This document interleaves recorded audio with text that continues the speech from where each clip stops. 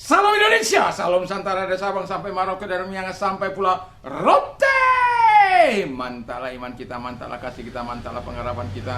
Tentunya dalam Yesus Kristus menjadi Tuhan dan Juru Selamat kita dan Juru Selamat dunia. Jangan katakan bahwa Yesus bukan Tuhan, jangan katakan pula bahwa Yesus bukan Juru Selamat. Dia adalah Tuhan, dia adalah Juru Selamat. Kalau engkau percaya engkau diselamatkan, engkau tidak percaya engkau hanya dihukum. Dan Yesus sudah berkata, akulah jalan dan kebenaran dan hidup, tiada seorang sampai kepada Allah kalau tidak melalui aku. Dan dia juga firman-Nya juga berkata bahwa karena begitu besar kasih Allah akan dunia ini sehingga ia mengaruniakan anaknya yang tunggal supaya setiap orang percaya kepadanya tidak binasa melainkan beroleh hidup yang kekal. Jadi yang mau saya katakan kepada kita adalah biarlah kita memilih jalan keselamatan di dalam Yesus Kristus supaya kita mendapatkan hidup yang kekal. Puji nama Tuhan, pilih yang baik, kamu mendapat mahkota kehidupan. Dalam nama Tuhan Yesus, semoga hari ini hari Minggu di mana kita bisa mempersiapkan hati kita dengan baik untuk bertemu dengan Tuhan. Kita persiapkan hati kita untuk memuji memuliakan Tuhan, dengarkan firman Allah. Kita betul-betul mempersiapkan hati untuk bertemu dengan Dia. Mari kita tunduk kawan, kita berdoa. Terima kasih Bapa di surga, Tuhan tolong kami sehingga kami adalah orang-orang yang senantiasa bersama dengan Tuhan dan orang-orang selalu sepakat dengan orang-orang seiman di dalam nama Yesus. Haleluya, amin. Puji nama Tuhan. Saya akan bacakan Matius 18 ayat 19 dan 20. Dan lagi aku berkata kepadamu, jika dua orang daripadamu di dunia ini sepakat meminta apapun juga, permintaan mereka itu akan dikabulkan oleh Bapa-Ku yang di sorga. Sebab di mana 2 atau 3 orang berkumpul dalam namaku, di situ aku ada di tengah-tengah mereka. Haleluya. Ini ayat yang sangat menyenangkan ketika bisa dapat diterapkan dalam kehidupan jemaat Tuhan, terlebih dalam gereja Tuhan. Tetapi ayat ini yang lebih cocok untuk apa? Di mana kita sebagai keluarga itu bisa menerapkan ayat-ayat ini. Dan tema kita adalah sepakat karena Tuhan. Jadi sepakat itu ialah ia sekata, jadi menyetujui sesuatu yang akan diminta atau dilakukan dan lain sebagainya. Jelas sekata, seia sekata, yaitu sepakat karena Tuhan. Jadi seia sekata karena Tuhan. Nah, ketika kita sekata, kita orang-orang percaya menjadi lebih dahsyat. Nah, ini dia. Karena kedahsyatan kita itu bukan karena kita, bukan karena kehebatan kita. Karena ada satu oknum yang menyertai kita, yaitu Yesus. Rohnya ada dalam kita. Itu sebabnya dikatakan kalau kita sepakat meminta kepada Dia, kepada Bapa, bukan karena kehebatan kita, bukan. Kita menjadi luar biasa karena kita sehati sepikir di dalam Tuhan, sehati sepikir beriman dalam kehendak Tuhan, dalam rencana Tuhan, bukan dalam kehendak kita, tapi dalam kehendak Bapa di surga, dalam telimanya Tuhan. Nanti sore saya akan membawa soal telimanya Tuhan. Nah, jadi ketika telimanya Tuhan kita lakukan, tanda kita persekutuan kita secara rohani dengan Tuhan, itu akrab, itu intim, itu baik, ya. Dan itu sesuatu yang luar biasa. Itu sebabnya orang-orang percaya yang punya sehati sepikir dalam Tuhan, mereka akan menjadi orang-orang percaya yang hebat. Itu sebabnya keluarga-keluarga yang hidupnya sehati sepakat dengan keluarga satu dengan yang lain menjadi keluarga yang luar biasa, keluarga yang disegani, keluarga yang dihormati, keluarga yang menjadi teladan.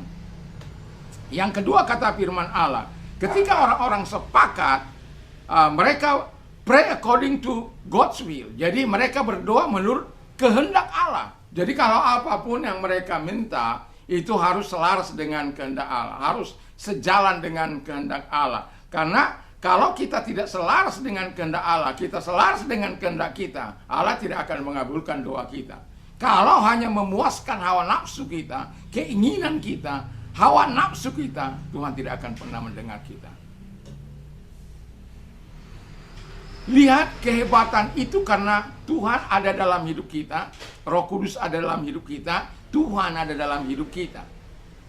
Jadi kalau kita meminta, jangan kita bersebelahan dengan apa yang akan kita minta. Apa yang dikehendaki oleh Tuhan. Kita mau maksud berpoya-poya, Tuhan berikanlah aku 10 juta supaya aku bisa makan hari ini di restoran yang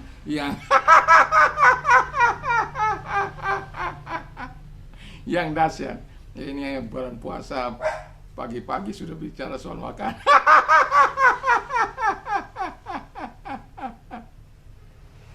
Ya, tidak.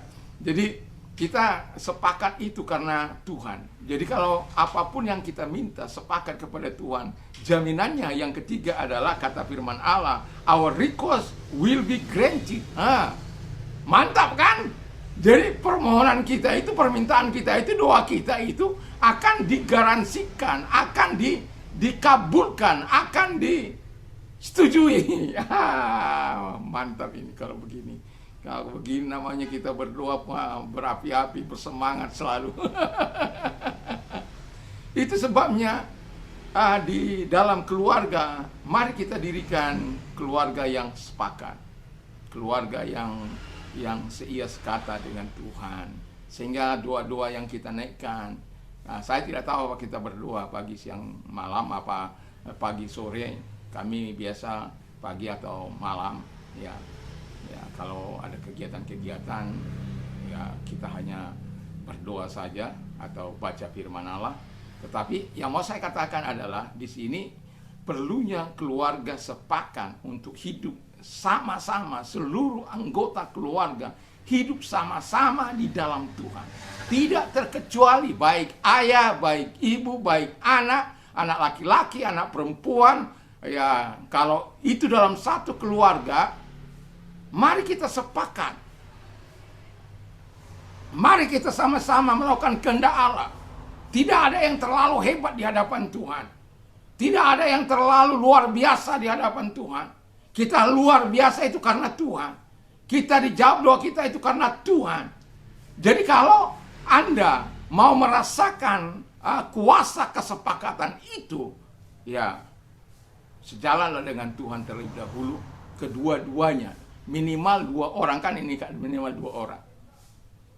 Kalau lebih banyak, kalau lebih banyak ya semua orang, yang setiap pribadi, setiap anggota itu harus memiliki relationship kita dengan Tuhan. Harus memiliki keintiman kita dengan Tuhan. Sehingga kita sepakat meminta kota, meminta desa, meminta apapun itu.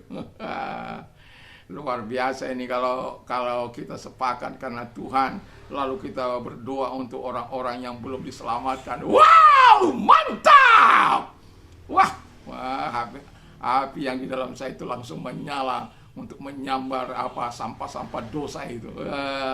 Ya, jadi kita sebagai orang percaya, mari kita terus melakukan apa yang baik dan benar di mata Tuhan, supaya doa-doa kita dijawab oleh Tuhan. Betapa pentingnya kita sepakat di dalam Tuhan. Betapa pentingnya kita menyadari hidup terus bersama dengan Tuhan. Sehingga ketika kita berdoa bersepakat, dimanapun itu, ketika kita bersepakat, Allah menggaransikan doa kita dikabulkan oleh Tuhan. Allah memenuhi, Allah menjamin untuk mengabulkan setiap permintaan orang-orang yang sepakat itu.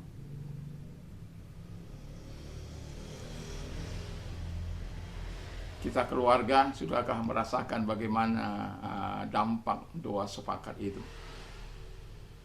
Sepakat karena Tuhan, seia sekata untuk melakukan kehendak Tuhan dalam hidup keluarga.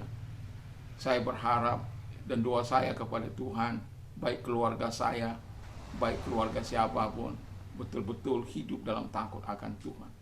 Hidup dalam mempermuliakan Allah, hidup dalam kehendak Allah. Tidak ada yang lain yang saya inginkan dalam hidup ini selain bagaimana setiap keluarga, setiap pribadi mencintai Tuhan. Itu sebabnya 2 kali sehari saya melayani, karena saya mau taat terhadap firman Allah. Walaupun kadangkala saya karena kesibukan lain tidak bisa saya kerjakan, tetapi setidak-tidaknya saya akan berupaya untuk merencanakan misalnya sesuatu, saya akan keluar kota dalam beberapa waktu. Setidak-tidaknya 1 kali dalam 1 hari itu saya harus bisa eksis. Kenapa? sebuah kerinduan untuk orang percaya, percaya terus dengan iman yang sungguh kepada Allah, hidup yang sungguh kepada Allah, supaya mendapatkan manfaat dari Tuhan dalam kehidupan ini. Dan dia mendapatkan apa ya, kalau Anda masih ingat apa yang saya katakan, areti itu ya, dapat kita mendapat kebajikan Tuhan, dan kita juga dapat melakukan kebajikan Tuhan itu, dan mendapat kuasa Allah yang bisa kita demonstrasikan dalam hidup kita, dalam hidup orang lain. Lalu kemudian tindakan yang menyelamatkan kita, Tuhan sudah menyelamatkan kita, tindakan kita juga menyelamatkan orang lain. Dan doa dan harapan saya, sepakat kita adalah untuk melakukan kehendak Allah. Mari kita tunduk kepada kita berdoa. Terima kasih Bapa di surga, dalam nama Tuhan Yesus, biarkan kami orang-orang sepakat karena Tuhan. Di dalam nama Yesus, kalau engkau sakit, saya mau berdoa bagimu dimanapun engkau saat ini, di rumah sakit, di mana saja ketika engkau mendengarkan khotbah ini. Kalau engkau sakit, beriman kepada Tuhan dan percayalah, mari kita sepakat untuk meminta kesembuhanmu. Dalam nama Tuhan Yesus, segala sakit penyakit yang mereka derita, aku katakan dalam nama Yesus, keluar segala sakit penyakit mereka. Apapun sakit penyakit mereka, dalam nama Yesus. Dan oleh bilurmu menjadi kesembuhan bagi mereka. Terima kasih buat kesembuhan yang kau berikan bagi mereka. Dan bagi Anda yang mengalami pergumulan hidup, saya mau berdoa bagimu, Tuhan kiranya memberkati engkau. Dan ketika engkau mau menyerahkan diri kepada Tuhan, atau angkat kedua belah tanganmu, serahkan diri kepada Tuhan, apapun persoalanmu, Tuhanlah yang dapat menjawab engkau, Tuhan yang mampu menolong engkau. Mari kita berdoa.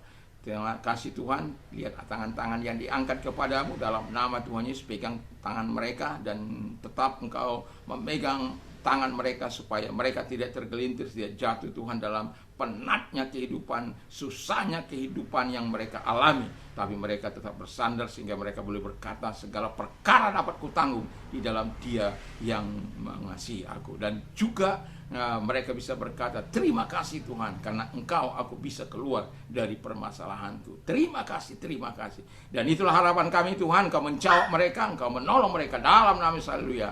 Amin. Tuhan Yesus memberkati. Mantap, mantap, mantap.